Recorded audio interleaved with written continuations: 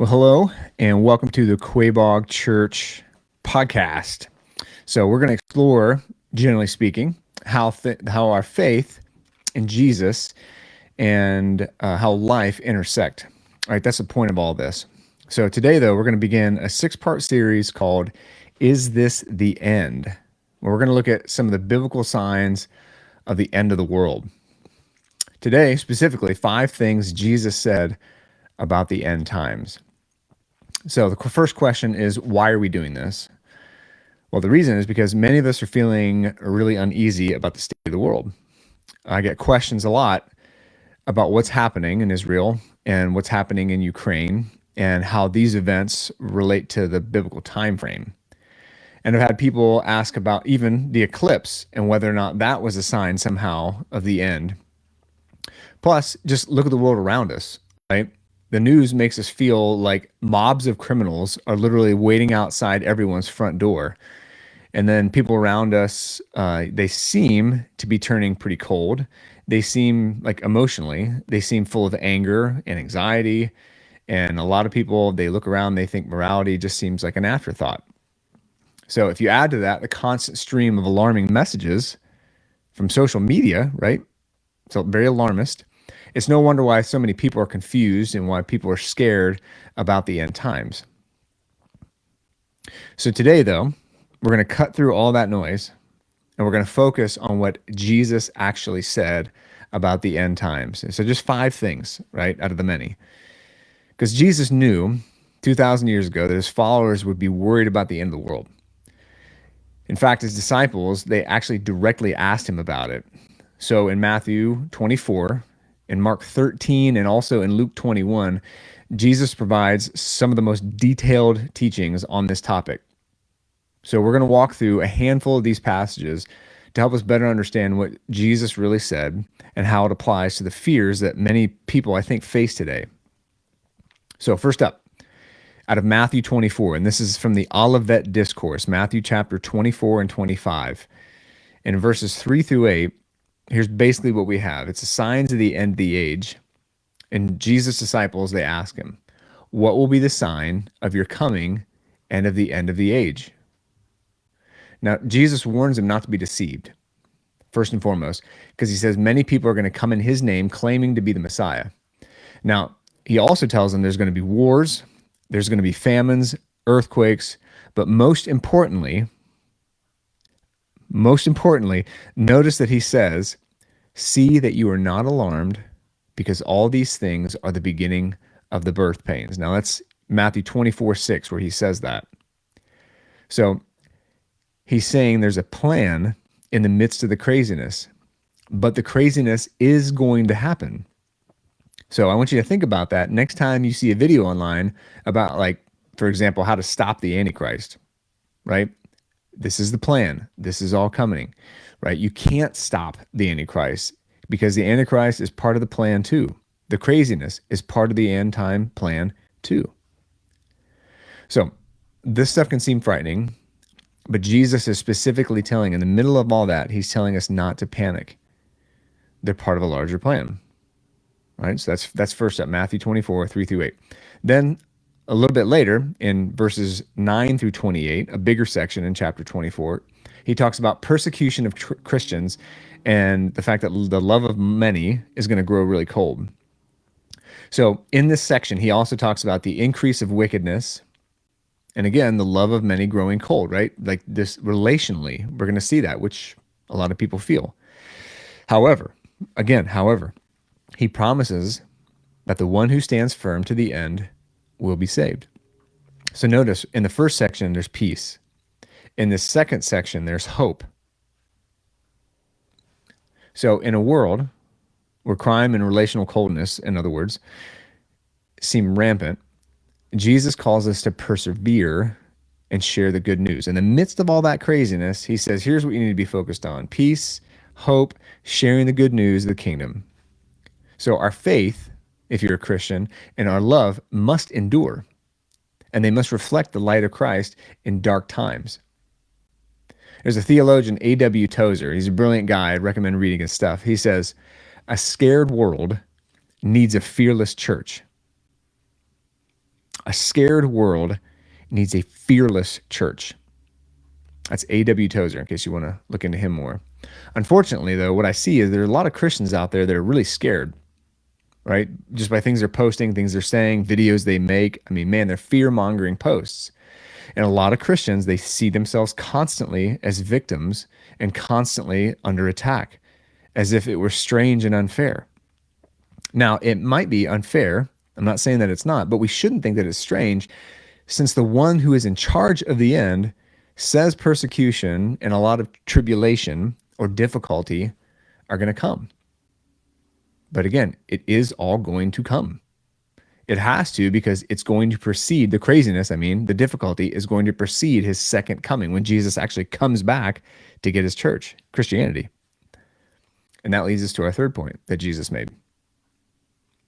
So still in Matthew 24, but now we're in verses 36 through 44.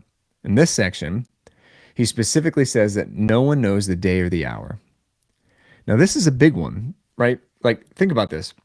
There are so many online, social media, TikTok prophets that claim to know when the end is coming, when Jesus is coming. They point to things like timelines and numerology and specific wars in the Middle East. They point, again, to the eclipse. They point to government mandates or a million other things. Here's the thing, though. Jesus makes it clear that no one knows the exact day or the hour.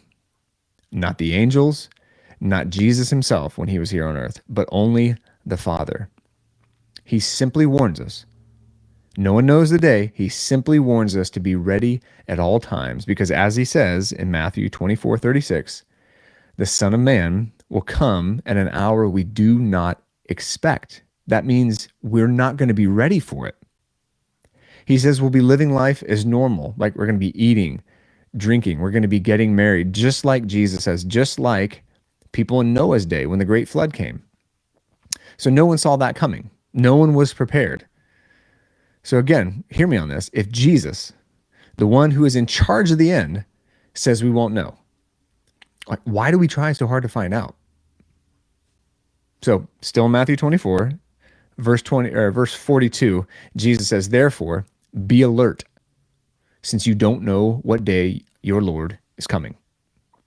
And again, he repeats it a chapter later, chapter 25, verse 13. He says, and this is his closing up his sermon about the end, right? When it's winding down, he says, therefore, be alert, because you don't know either the day or the hour. So think about that.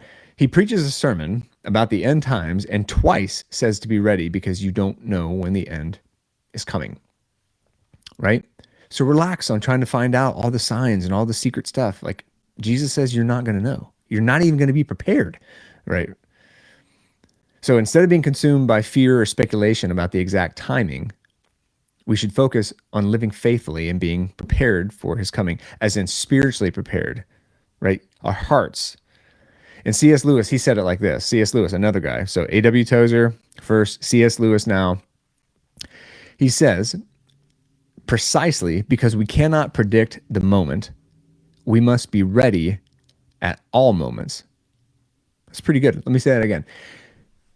Precisely because we cannot predict the moment, we must be ready at all moments. All moments. Just be ready. Have your heart be ready to meet Jesus, right?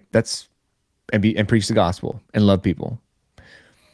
All right, number 4 thing that Jesus said. This one comes out of the Gospel of Mark, chapter 13, verses 32 through 37. And it emphasizes the importance of watchfulness. And he tells a little story along. So here in Mark, we hear him emphasizing this watchfulness, and he uses the analogy of servants waiting for their master to return, right? Because Jesus is essentially saying that's what Christians should be like, servants waiting for their master to return, Jesus. But the point, though, that he's making is to help us to be faithfully active and aware, right? We're not just sitting back passive. Live like you're ready all the time. That means living like Christ. Share the gospel message, not half-baked videos about the end times, right? That doesn't help people. Sharing the gospel does. That's what Jesus said. Share the gospel. That's what people need to hear. So share hope, not speculation and fear. And again, actively living out our faith every day. That's what that looks like. Because watchfulness is about being spiritually ready. And it's not about being fearful. So if you're a fearful person about the end, you need to go back and read the words of Jesus. Listen to his words. Theologian Oswald Chambers wrote, "We're not to be found with our feet on the ground, gazing into heaven, but we are to be found in service." Like, let's be actively working for the kingdom. Share the gospel, live it out, right? And then lastly, in Luke 21, verses 25 through 28, Jesus specifically talking about this coming of the Son of Man. So Jesus in this gospel describes the sun and the moon and the stars and, you know, everything. Like, there's distress among the nations. Like, all of creation is in distress in the end. And he concludes that, though, with a powerful reassurance. He says, when these things begin to take place, like when all heaven and earth seems to be going crazy, he says, stand up, lift up your heads, because your redemption is drawing near. So rather than being overcome again by fear, we should take heart and we should look forward with hope. Christians should be hope dealers, right? Even when it comes to the end. Because Jesus' return is not something to dread, but to anticipate with joy. So John Piper, another great guy, he says, the second coming of Christ is the great hope of the church. It's the grand climax of the gospel, right? That's not a fear-inducing thing. That for us Christians, that should be a hope-filled thing. Now, we can talk about the end times with other people, obviously, right? And there should be a little bit of fear. If I'm not ready for Jesus to come, as in like I'm not a follower of Christ, then yes, I should be aware of that. But it's got to come in the context of that gospel hope, that gospel joy, that gospel love. So in all these teachings, though, all five that we've covered, Jesus doesn't promise a world free from trouble or pain, right? Quite the opposite. Instead, he prepares us for the difficulty. He prepares us for it, right? That's the big emphasis there. And he calls us to live with vigilance, hope, and again, that unwavering faith in him. So biblically speaking, the end times are not about fear, but about staying firm in your trust in God. It's about being prepared, right? And it's about having that hope that God does have a plan. So as we navigate the challenges of our lives and in this world and everything that's going on, remember this. Jesus has given us a blueprint for how to live in uncertain times. So focus on his words, stay ready in your faith, and let your love endure, right? I mean, that's huge. Your Christ-like love as a Christian should bring hope and joy and peace. Because like Jesus said in John 14:1, he says, do not let your hearts be troubled. Do not let your hearts be troubled. And then he says, trust in God, trust also in me. All right, that's all we've got for today. Thanks for joining us on the Quaboag Church podcast.